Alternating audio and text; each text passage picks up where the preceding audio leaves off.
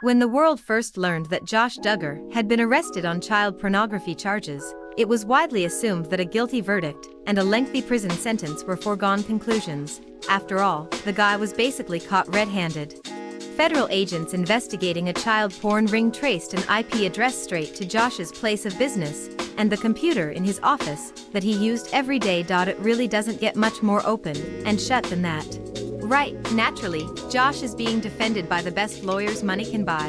It seems their primary goal at this point is to muddy the waters and make Josh's case appear much more complicated than it is, and thus far, they're doing a pretty good job. First, they had Josh's trial pushed back from July to November to allow themselves more time to figure out a strategy. Insiders say the attorneys would like to request another postponement, but they've been warned that the judge is not open to such an idea.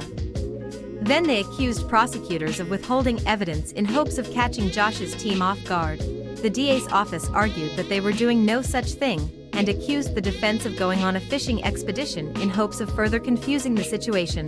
The defendant's motion represents nothing more than a request to embark on an impermissible fishing expedition for evidence that is either non-existent, immaterial to his defense, or already produced, reads a recent filing from prosecutors. Now, the judge has sided with Team Josh and ordered the prosecution to turn over the evidence in question. It's unclear what sort of material the two sides were fighting over here, but it seems that the defense is convinced this mystery evidence is crucial to their ability to help Josh beat the charges. And they may be right.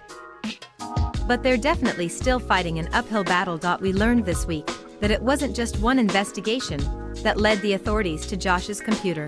In fact, it seems 3 separate agencies were conducting 3 separate probes, and all of them converged on Josh almost simultaneously.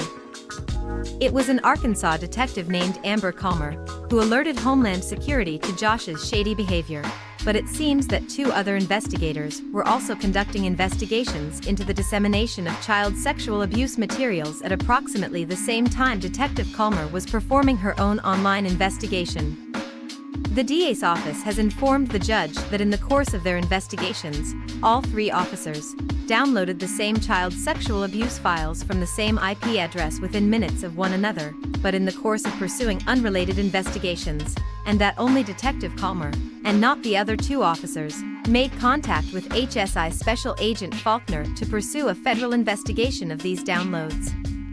Needless to say, that's very bad news for Josh. It's no wonder his defense team is grasping at straws and attempting to give the impression that Josh is the victim of some sort of witch hunt. But the whole thing reeks of desperation, and it seems more certain than ever that Josh will soon be locked up for a very long time. Sometimes even tremendous amounts of money and influence aren't enough to dodge the consequences of one's actions.